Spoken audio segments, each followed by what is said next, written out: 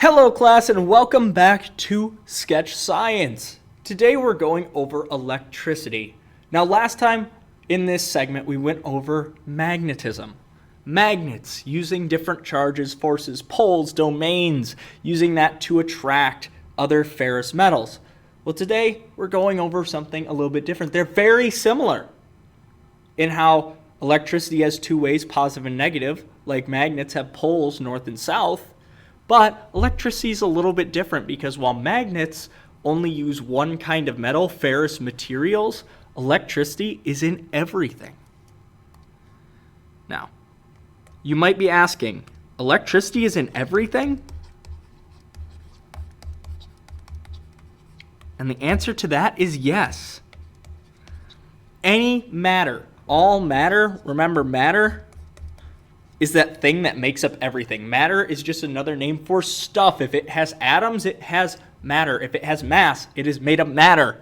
The entire universe outside of the void of space is all made of matter. Anything you see is made of matter. Even the air you breathe, if it's tangible, if you can feel it, it's matter. And all of that can hold an electric charge. So a charge can be held by any object, any matter, any mass in the entire universe. Anything with matter. But what is a charge? Charges can be both positive, which will be a plus, or negative, a minus. It can be positive or negative. And that all has to do with protons or electrons. Protons give a positive charge, electrons give a negative charge. Now, if we were to talk about protons real quick. Protons, that's your positive charge.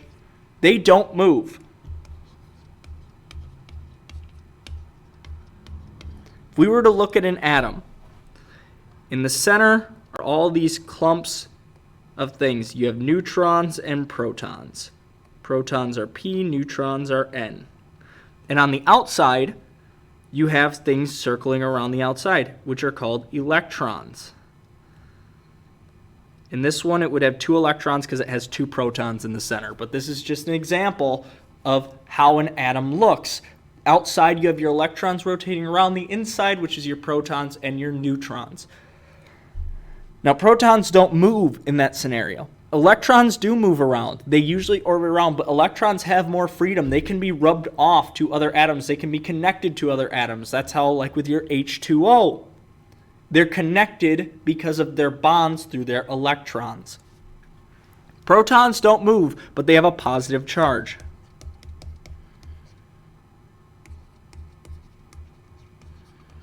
If you were to lose an electron, so if one of these electrons all of a sudden were removed, now you have two protons, one electron, which means it has a net positive charge.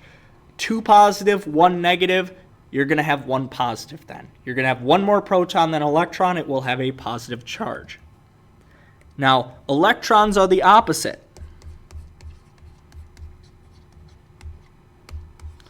They move around. They can be pulled off of their atoms by friction. They can be pulled off. So if you had the same thing over here where you've got these, if you had like 4 protons or something in there and you have your electrons on the outside, you can have 8 per shell. That's why I'm just going around like this. Electrons can be pulled off by friction. They can move around. They can also travel freely between atoms depending on which ones need them, because they try to have 8 in a band, in their outer band. Those are called your valence electrons. We're not going to get into that right now, but electrons, they move around.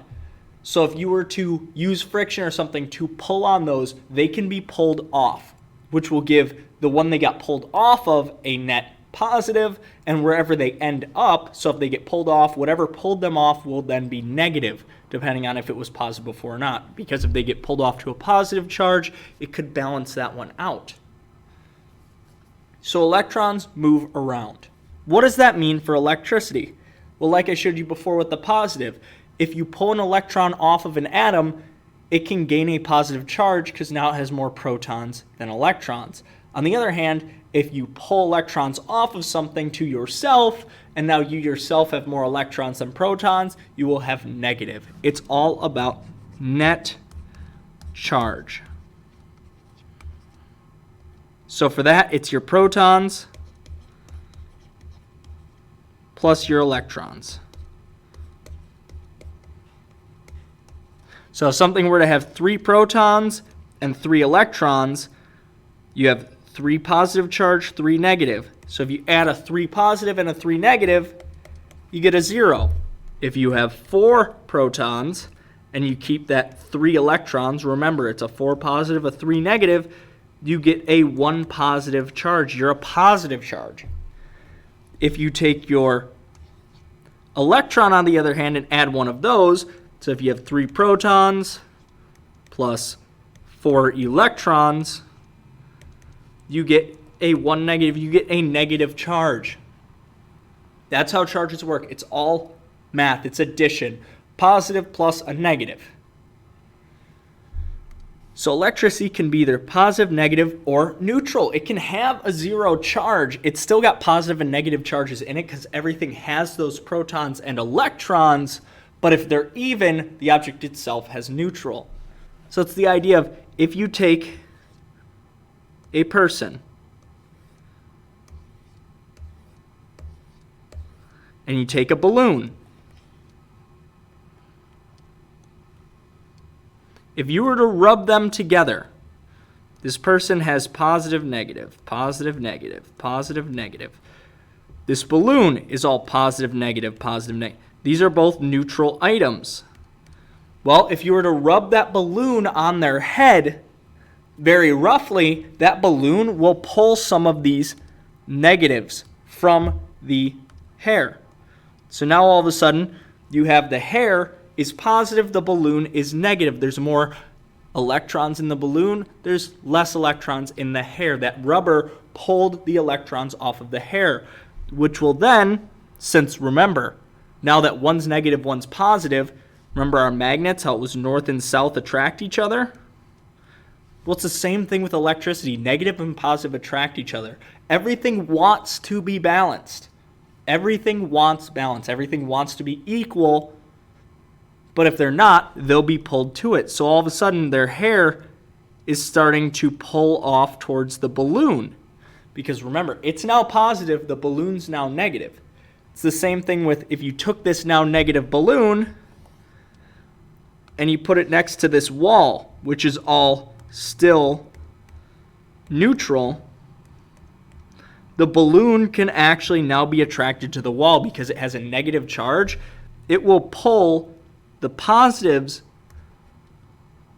over to itself. So if you still have the same amount of positives and negatives, but all these positives will start stacking up next to the wall because the negatively charged balloon, much like, remember, in magnets, if your domains aren't lined up, but one thing does have them lined up, if your magnet has lined up domains, it can line up the domains of another ferrous material. It's the same thing with with electricity.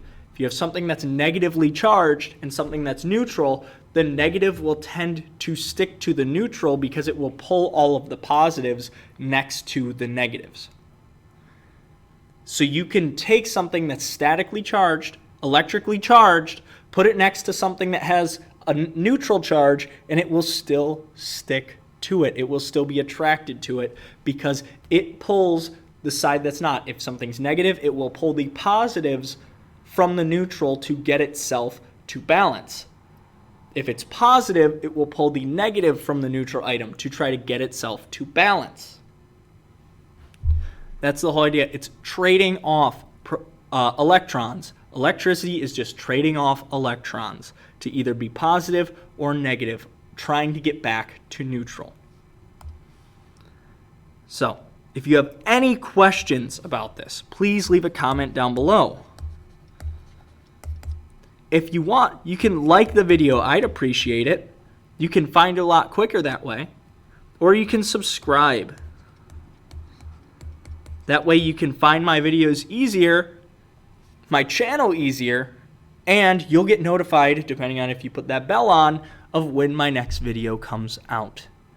So I thank you very much for watching, and I will see you next time.